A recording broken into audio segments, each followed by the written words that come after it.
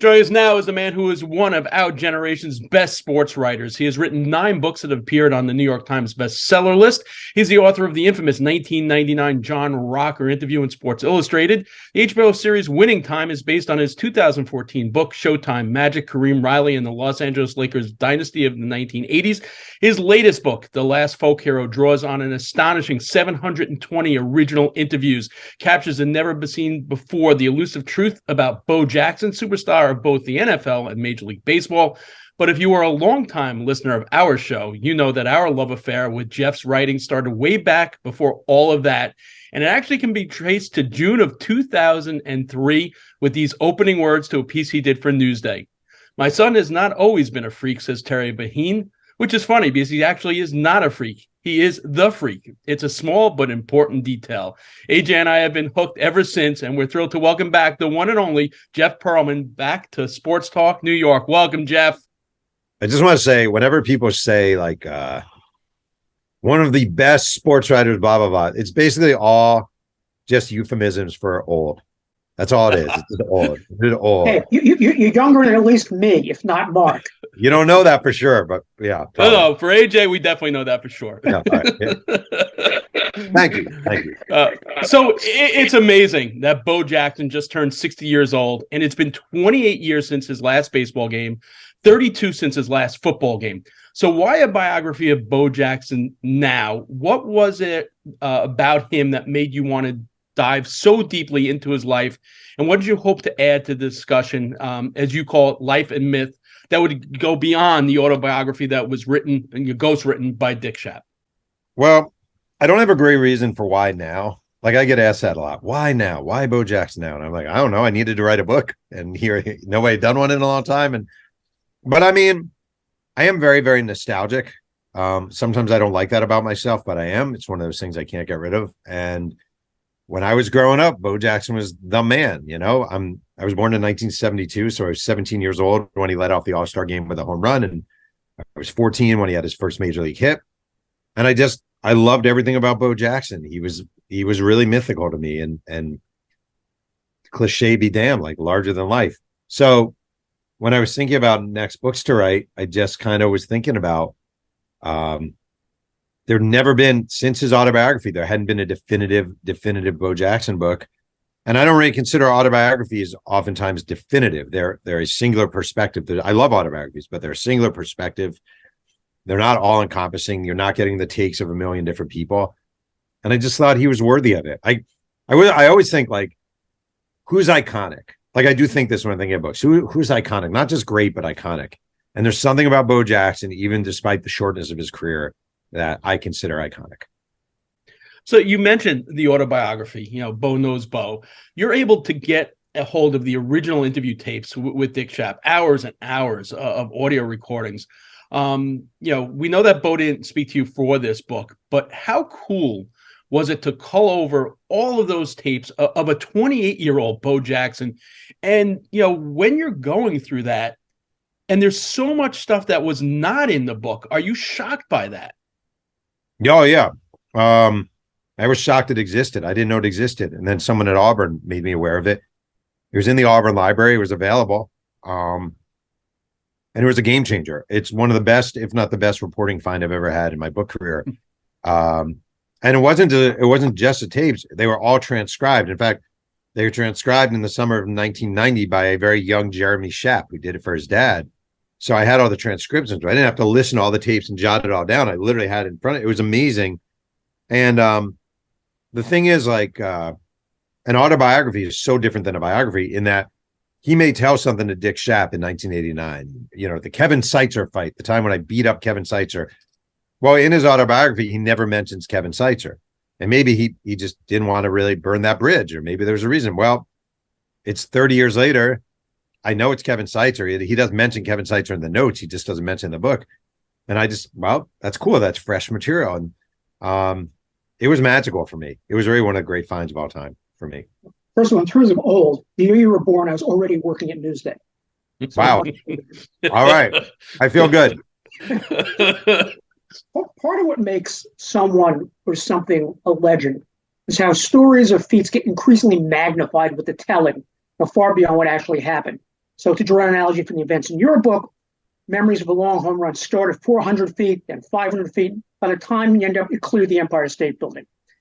So in reporting this book and talking to both teammates, recalling specific hits or breakaway runs, how did you go about trying to separate fact from myth? And was there some stories so seemingly preposterous that you didn't even try?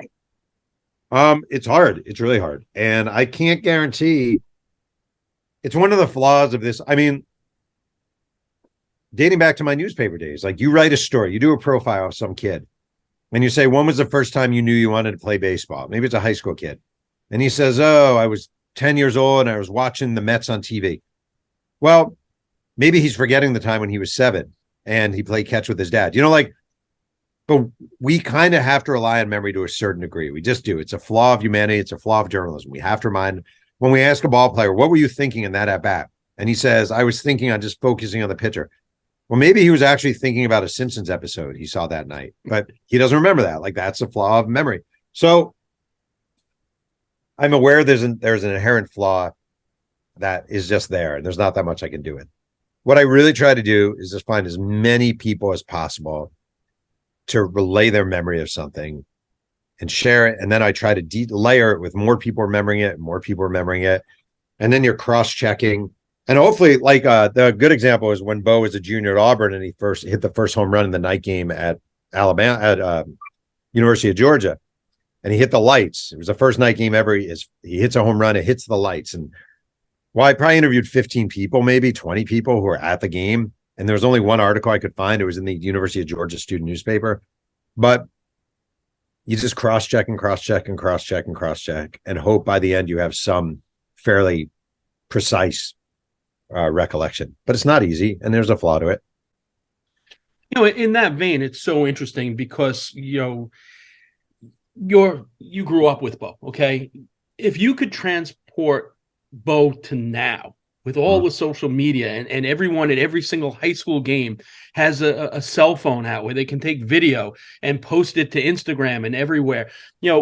What do you think, if social media existed during Bo's time, what do you think how big, as big as he was then, how much bigger do you think the fact that we'd be able to authenticate all those unbelievable feats he did in high school? First of all, I think it'd be much less enjoyable. I do. I just think like the whole joy of this thing, or not the whole, but much of it is the mystique of Bo Jackson. And it is hearing someone say, oh, he hit a home run 500 feet and it dented a truck. And if you had all right, there's one moment, I've talked about this before, but there's one moment in the book. He's a senior at high school, McAdory High, and he hits a baseball so high against Fairfield High. By the time it comes down in left field, he's rounding third base. All right. And I heard that story told, and everyone, it's the most amazing thing I've ever seen. Most amazing. You need to call Eddie Scott, the left fielder. Well, I called Eddie Scott, the left fielder for Fairfield High, and he verified it. He talked about it. And it's an amazing story. He hits the ball so high. He's rounding third. Eddie picks it up. He looks to second. Bo's rounding third. Home. But maybe if we had a video of that game, maybe there was a really stiff wind. And maybe the ball just got caught up in the wind. Or maybe there was a tree.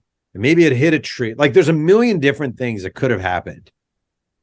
And if we had it on video, there's no way it would look as cool as it sounds. It just isn't. There's no possible way.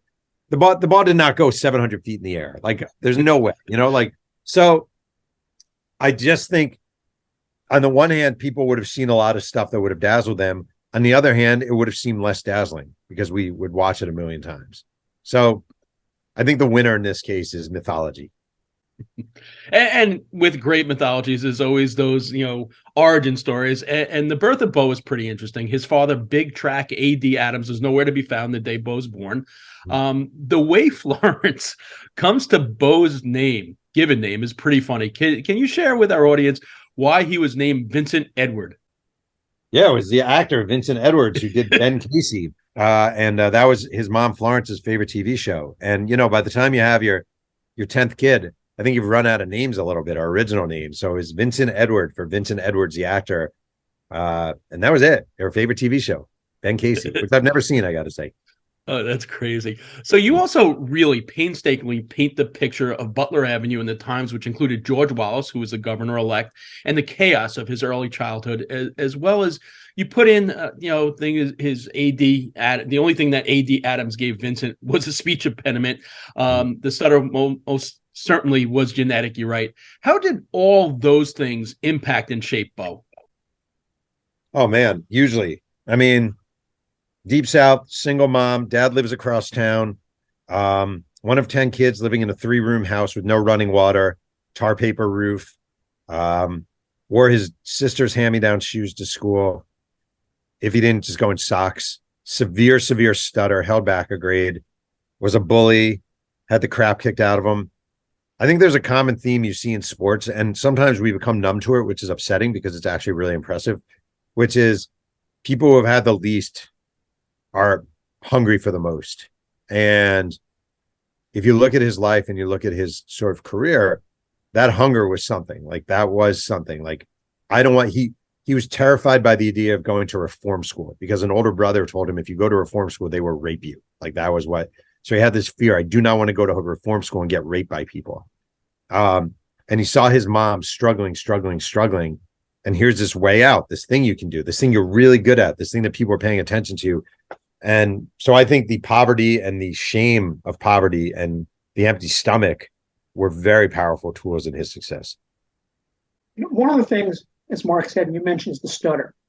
Why did you feel it was so important to make that a thread in the book and to share with our listeners, viewers, about how in college he finally found help from a theater professor, Ralph Miller?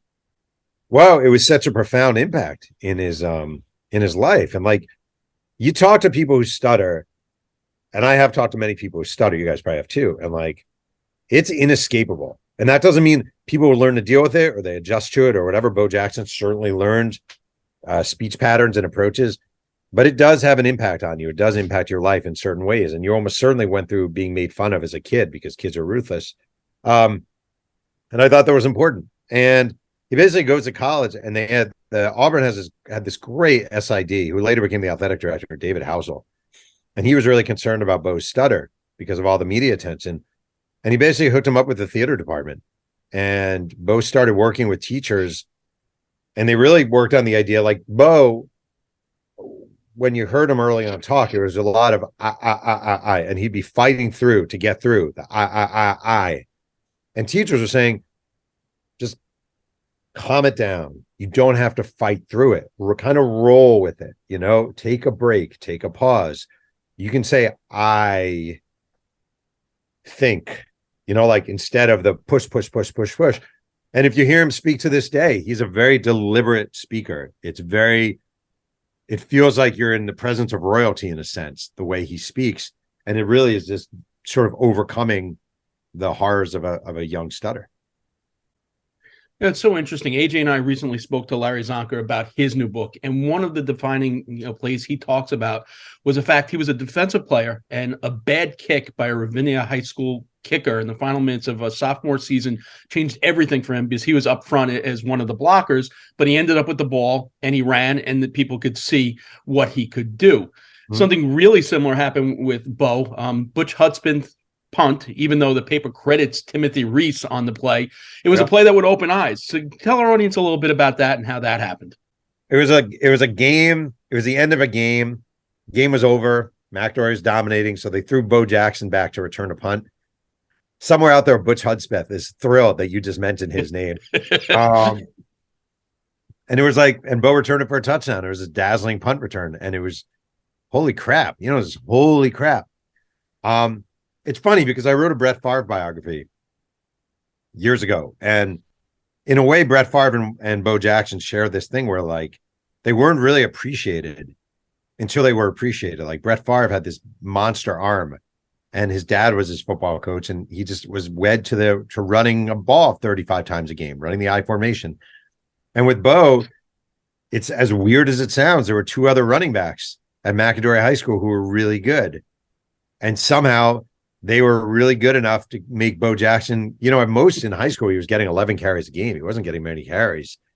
But that kick return sort of showed people, wait, this guy should be getting more carries. But throughout it, In the state of Alabama, he was the number 2 ranked running back as a senior after Allen Evans of Enterprise High School. Marcus Dupree graduated high school the same year as Bo. Marcus Dupree of Philadelphia, Mississippi, was a far, far, far more well-known and highly touted high school prospect than Bo. So, as we mentioned, Bo's natural father, A.D. Adams, was really not a presence in his life, even though he lived across town because he had a family of his own. But as people began noticing Bo's athletic prowess in baseball, football, track, into his life came Freelon Abbott, who described as, and I use air quotes here, a booster for Auburn University. So Abbott was instrumental in Bo choosing to play football at Auburn instead of in-state rival Alabama. What did Abbott do for Bo? What do you think Abbott got out of it? Well, I mean, number one, he gave him money. Like, he did give him money. That's a fact. It's funny. I mean, that's the number one thing. He gave him money. He gave him support.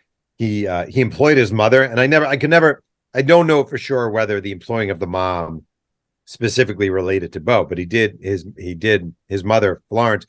Freeland Abbott at one point owned basically like a cleaning service, and he employed Bo's mom to work for him. The booster system back there was really weird. And you would have these guys like my age who so loved a football program that they did everything they could to make sure 18-year-old kids were going to that program.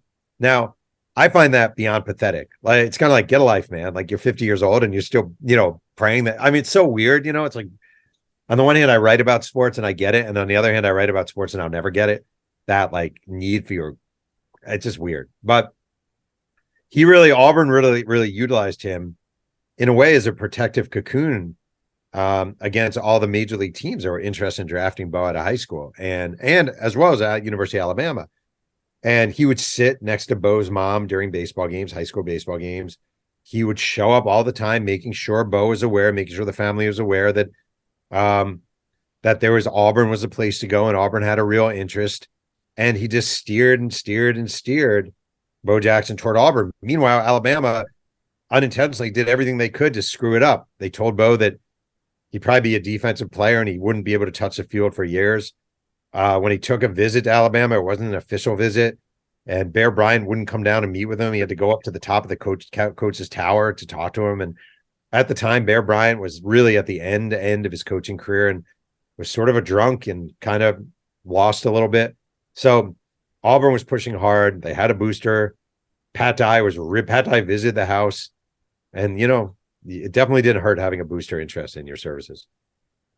He goes on to win the Heisman there. And your description of that night, if no one had ever read anything by Jeff Pearlman, to me, the description of that night is quintessential. It's you. But for me, and we'll show my age here as well, it's kind of Dave Barry meets David Halverson meets Irma Bombeck.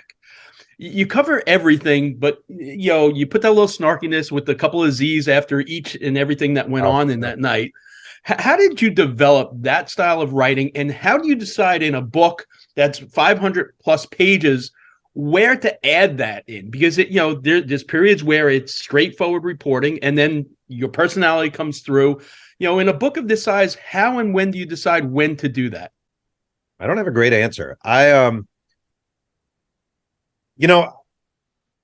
think I sort of kind of write like I talk a little bit, and that's not. I feel like a lot of young writers don't really get that. Like, they think like you can't actually write like you talk, or it would make no sense whatsoever. You know what I mean? When people say, like, when I was at Sports Illustrated, there'd be writers and people would say, that guy's really conversational. He's a great conversational writer, like Steve Rushin or Rick Riley or Gary Smith. Like, they're great conversational writers. But if you talk to those guys, it's not like having a conversation with them is like reading.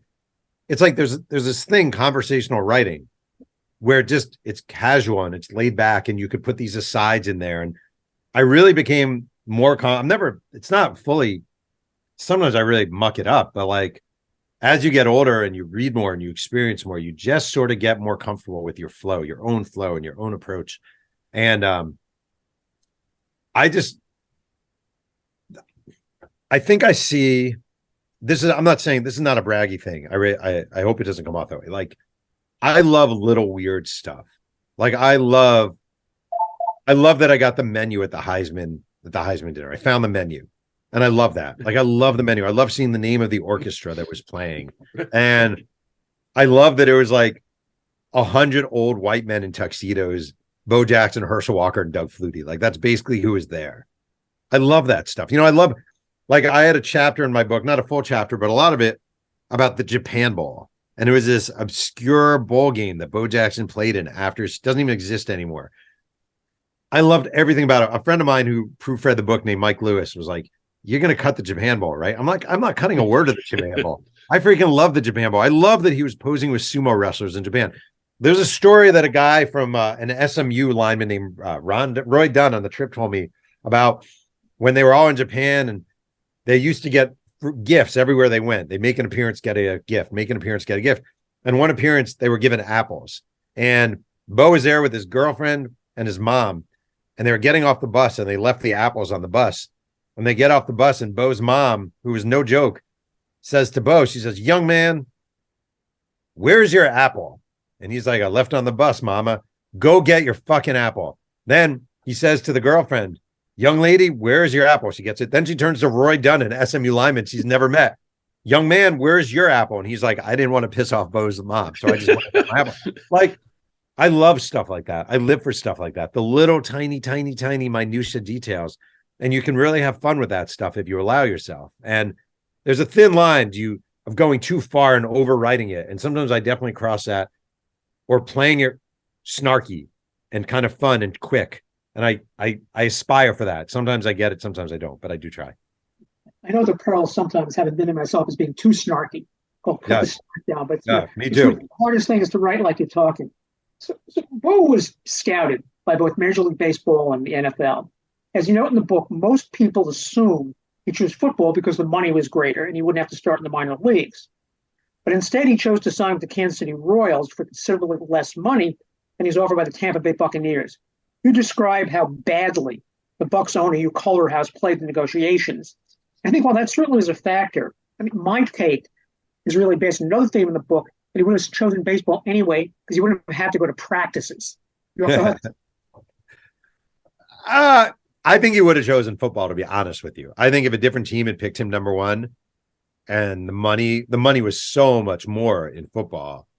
And let's say the Raiders drafted number one. There is no way Al Davis would have let him get away to baseball. This is not. He would have offered him ungodly amounts of money to sign.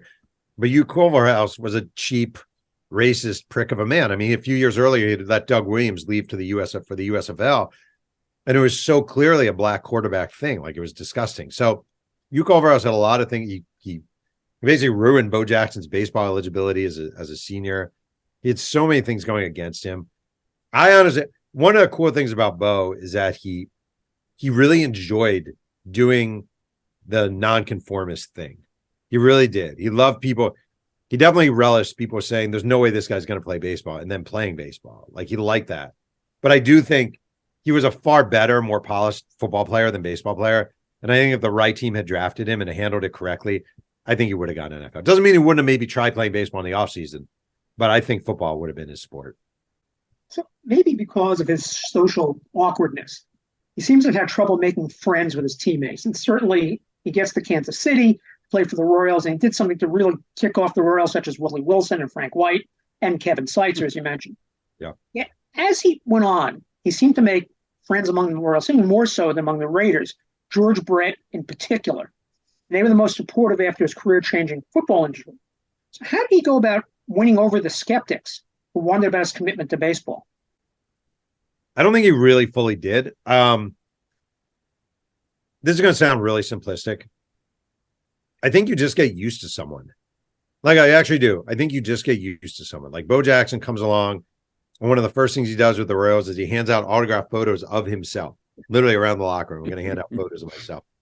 That's preposterous. Like, that sets bad judgment. He used to set up a target and shoot arrows across the clubhouse. Like, that's not cool. He was not very good about signing autographs. That was not for teammates. That was not cool. He had a lot of things like that. And when he was done with the Royals, when he got hurt, and when they released him, I would say most of the players were pretty indifferent to it. Like, I think most of the players like, all right, when do we eat? You know, like he just they got used to him, but I don't think there's that much love. I think George Brett really admired his athleticism. I think some of the guys, when they got to know him, acknowledged that he was just a quiet, little awkward guy, that he wasn't a bad guy, but he was an awkward guy. But I don't think they ever loved him. I don't think he was ever loved. Yeah, it's pretty interesting because we've talked to you every single time you have a book, and I think we really got into this when you did the book about Clemens, and a lot of your subjects are very flawed and maybe not so much liked by other people. You told us that you find them more interesting than people that are liked because, even with all their warts, there's always something that you can get out of it. But you take a look at Bo, and you never hear him campaigning to get into the Pro Football Hall of Fame, or you don't see him, on all these different TV shows. Since him being at the height where we saw Bo knows football and all these things, you really haven't seen much. He's been out of the spotlight. He does even his charity, the biking charity. It's so low key. So I'm wondering, with all these different projects you've done through the course of this book, did you come to like it? You grew up watching him and marveling at his athleticism, but through the course of this book, did you find yourself liking him more as a person than you expected to? Two things. Number one, I don't think there's any case to be made, no disrespect, that he's an NFL Hall of Famer. I mean, he played 38 games, he ran for 2,700 yards. His yard per carry is amazing. It's 5.4, which is ridiculous. I don't really think there's a case to be made. As much as I would love for there to be, he just didn't play long enough. He played 4 partial seasons. I don't think I'd love hanging out with him. Like, I don't think he'd be an amazing hangout. I don't like, I just heard too many stories of him kind of not being that nice to people as far as like autograph shows and people just coming up to him. Like, he's real prickly. And I don't have a ton of patience for prickly people. Like, I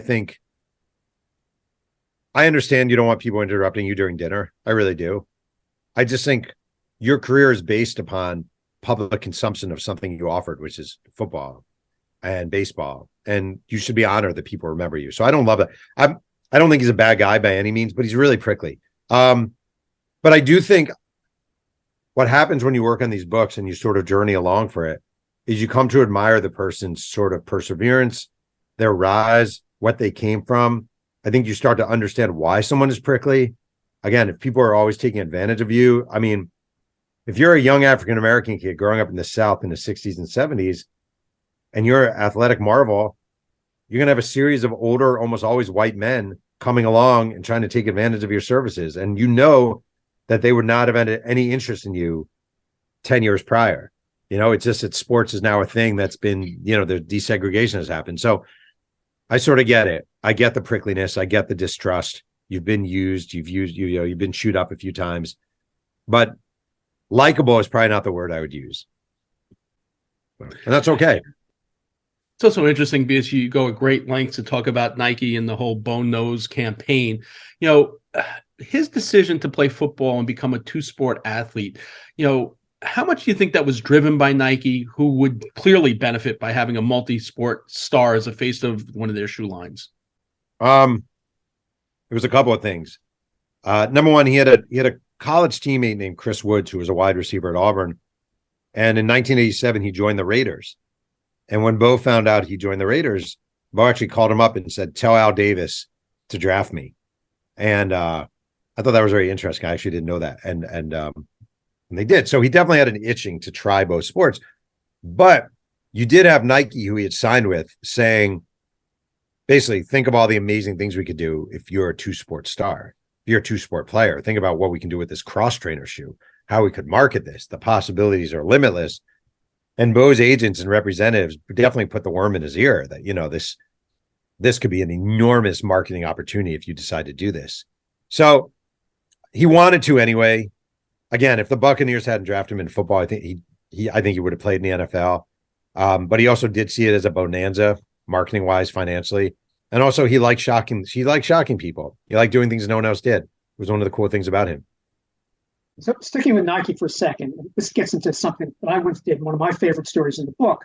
So I once served on a committee to pick a new advertising agency for the I Love New York account. And on the committee was an advertising legend. His name is Carl Spielvogel. And in the course of our discussions backwards, he told us how he and his business partner struggled for a new tagline for the Coke account. Until one day the light bulb went on, he walked into his partner and said, "I've got it. It's the real thing." Nike's agency, Wheaton Kennedy, had a sort of similar aha moment that led them to the Bo Knows campaign. So can you share that with our listeners? Now, are you referring to the 1989 All-Star game? I'm referring to the Bo this, Bo that, and getting a musician into the ad campaign. Oh, yeah. Well, they were having these meetings with Nike and this idea about what we can do. And they had worked with Bo Diddley on a commercial. Now, I think it's amazing because Bo Diddley was not an A-list, B-list, or maybe even C-list musician at that point. He was basically like Otis Redding minus 80. Like he was that kind of not a BB King minus 80. He wasn't a big time guy, but they had worked with him, I think, on a Toyota commercial, and they really liked him, and they were talking about like, oh, Bo this, Bo that, Bo knows blah blah blah, and then Bo, you don't know Diddley, and then they were like, Bo Diddley. We worked with Bo Diddley. We should Bo Diddley, and they present this idea. They come up with this idea, Bo, you don't know Diddley, and then, well, what if we have different athletes from different sports saying Bo knows this and Bo knows that, and Bo Diddley saying at the end, Bo, you don't know Diddley. And the thing that's so amazing is it sounds so cornball talking about it here. Like it just sounds corny. Like that's your big idea, Bo Diddley, you don't know Diddley. But it works so well. And one of my favorite moments of reporting, or maybe in the book, is 1989 All-Star game. Bo's only All-Star game. He's leading off. Tony La Russa thinks it would be cool to have him lead off, so he has him lead off. And Nike did this enormous ad buy, and they were going to premiere the commercial, You Don't Know Diddley commercial, in the fourth inning of the All-Star game. And all the Nike executives are watching the game from Mickey Mantle's restaurant in Manhattan. And it's a beautiful day in Southern California. It's at Angel Stadium. In the booth are Vince Scully and Ronald Reagan, recently completing his second term as president, and a former announcer. Bo Jackson comes up. Rick Russell's on the mound. Second pitch, crap slider. Bo hits it. Dead center onto the batter's eye. Fans scurry out. A law student from BYU. Interesting. I'm wearing a BYU shirt today, which I don't know why. Holds it up, holding the ball. And all the Nike executives in New York's Mickey Mantle restaurant are going crazy because they just had this moment of serendipity, where this just happened and this merging of advertising and sports just into one. And that ad campaign absolutely blew up. And I still consider it the greatest singular sports ad ever. And it still sounds so corny, but just a great ad. Two sport athletes, and Dave DeBusschere and Gene Conley for baseball, basketball, Dick Janowitz, as you mentioned in the book, for baseball, football. The obvious comparison with Bo was Deion Sanders. And because the sports were the same, because they essentially were contemporaries. Personality-wise, they couldn't have been any more different. And clearly a strong case we made that Bo was clearly the better athlete than Deion. But Bo was very dismissive of Sanders. Can you tell me some of Bo's thoughts? And do you feel that Bo felt threatened by Sanders? I do. So Deion comes along. He's still at Florida State, and he's playing with the Yankees, and he's in spring training with the Yankees. It's actually funny. He comes along, and Willie Randolph has just completed his time with the Yankees, and he's moved on to the Dodgers. When the Yankees give a very young Deion Sanders Willie Randolph's uniform number 30 to wear in camp. And Ron Guidry, among other Yankee veterans, is just furious. He's like, he has not earned that number. You should not be wearing that number. They end up changing his number. And, Deion Sanders at the time, the jewelry all over the place, referring to himself as prime time and prime, just so cocky. And actually, in real life, a very nice guy and actually a very sort of soft-spoken guy, but like on the field in sports, cocky. And Bo Jackson saw this two-sport guy, and he's in spring training with the Royals, and Deion's in spring training with the Yankees, and he just starts taking shots at Deion Sanders. This isn't how you do it. This guy's going to learn lessons. He needs to grow up. He needs to mature. And Deion really took it personally. Deion was like, what did I do to this guy? And he's just an old guy. He wasn't even old, but he's He's just an old guy old man barking at traffic, and I'm Deion Sanders. And I do think Bo felt threatened, and he was special. He was a two-sport guy. It was his terrain and only his terrain. And all of a sudden, here's this guy coming along, and he's just as good a football player as Bo. Not as good a baseball player, but just as good a football player. And he's cocky and he's unlikable, and and Bo doesn't like it. So Bo did not like hot dogs. He was not a sufferer for hot dogs. So he teed off, and they wound up being friends. And Bo actually a few years ago appeared on Deion's podcast, and it was really a delightful conversation. And they look back and laughed, but it was not pretty at the time. Maybe the most amazing thing about Bo is he was able to play Major League Baseball with an artificial hip. Yep. Described in the book, he had mixed success at best. Why do you think it was so important for him to come back? Was he trying to prove something to sports fans or to himself? I'd say largely to himself. He maybe the Royals. It's so weird. He was very hurt when the Royals released him. So he got hurt in an NFL playoff game in 1991, comes to spring training in 91 on crutches. Reporters like, are you going to come back for opening day? And he's like, I hope to. I should. Maybe I will. And the Royals are furious because the Royals will spend years saying you shouldn't play football. Like, don't play football. This is a bad idea. Don't play football. We really don't want you to play football. They thought it not only was a physical risk, but hurt his development as a baseball player. Well, he plays football. He gets hurt. He reports to camp. The Royals see him on crutches. Their doctor tells him this injury is going to ruin him. And they release him. And he took it personally, which is kind of weird because he was the guy who decided to play football. And he really, when he was released and was signed by the White Sox, his basic take was, I'm going to shove it up their asses, the Royals. That how dare they do this to me? I'm going to prove it to them. And he was wrong. The Royals made a very savvy, and they're going to have to pay $2 million for a guy on one hip. Wouldn't have made any sense. So I know that Bo turned down your interview request. Have you, sent him a copy of the book since the book has been out?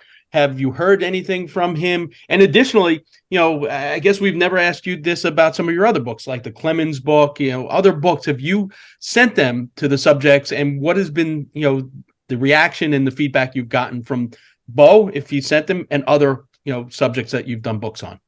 So I did send Bo a book with a note. I never heard back. He tweeted, my book came out on October 25th, but I guess word started getting out on October 13th. I put up the tweet. He wrote, if someone releases a quote unauthorized biography, it means they're using someone else to profit for themselves. Don't be fooled into thinking this is a true representation. If you want to hear the real story, wait for me to release it. And the weird thing about this, I think you guys would appreciate this as journalists. Like he appeared around that time on a couple of shows, including Rich Eisen's show, radio show. And Rich asked him what the greatest moment of his professional sports career was. And Bo had the exact date. I forgot what date it was, but he said I know exactly what it is. So-and-so date. I was playing for the Royals, and we were hosting the Milwaukee Brewers. And I got called out, and I turned to argue the strike call with the umpire. He threw me out. I wanted to get thrown out. I got thrown out on purpose because I wanted to be with my wife in the hospital for the birth of our child. Well, that sounded unfamiliar to me, so I looked it up. On the day he said they weren't playing the Brewers, they were playing the Red Sox. Bo wasn't even in the lineup that day. And he wasn't thrown out of any games that year, right? Like zero. And I'm not saying he's lying at all, like at all. Memory is a tricky thing. It's been 30 years. But when he says if you want to hear the real story, wait for me to release it. Like he wrote an autobiography in 1990, Bo Knows Bo, with Dick Schaap. It's a great book. It was a very important book for a young me. He wrote in the book that when he was playing Auburn baseball as a freshman, he went 0 for his first 21 with 21 strikeouts. I start doing the research. And I believe that. And I actually, when I was pitching my book, I was telling that story. Here's this amazing story about Bo for 21. Well, I start researching it. His first game against Illinois State, he went 2 for 5. Wow, that's weird. In his autobiography, he wrote about his first college run against Wake Forest, slammed into the line, no gain. Well, I watched the game on tape. His first run, he ran for like 9 yards up the gut. A really beautiful run, actually. And I'm not saying he's lying at all. There's no reason to think he's lying. But when people say, like, if you want to hear the real story, wait for me to release it, I just take issue with that. I think biographies exist for a reason. It's because someone's willing to go back and dig through everything. And he's willing to interview 720 people. And I view Bo Jackson, I'm sure, the same way John Meacham viewed Abraham Lincoln, or Jonathan Ive viewed Muhammad Ali. Like, I consider him an influential and important history figure in sports. And autobiographies are one person's take, but a biographer is trying to look at it from a much wider view. So I don't know if he's read the book. I don't know if he was nice when I talked to him on the phone when I was working on it. I talked to him for a half hour. He said he wouldn't help, but he was really nice about it. He wasn't a jerk about it. Maybe there's some stuff that was brought to his attention he's not happy about. I don't know. But I sent him a book, and I think this book is 98% sort of ode to Bo Jackson. I really do. And I think and I've spent the last 5 weeks now, telling one Bo Jackson story after another, all of them marveling at him. So if this thing does anything but help his legacy, I'd be shocked. What about some of the other subjects? Have you had, any interaction with like Clemens or and with the Cowboys? A lot of those guys, some stuff in that book as well. I can go through the buffet line. So my first book was about the 86 Mets. I was a very young writer. My first national TV appearance ever was going to be on the Best Damn Sports Show. And they flew me from New York to LA to be on the Best Damn Sports Show. And I was going to be on with Lenny Dykstra and Ron Darling. And I show up, and Laura Marcus was the producer, and she said to me, Lenny hates the book. He's not coming on. And I said, oh. But she said, but Ron Darling is here. And I was kind of terrified, right?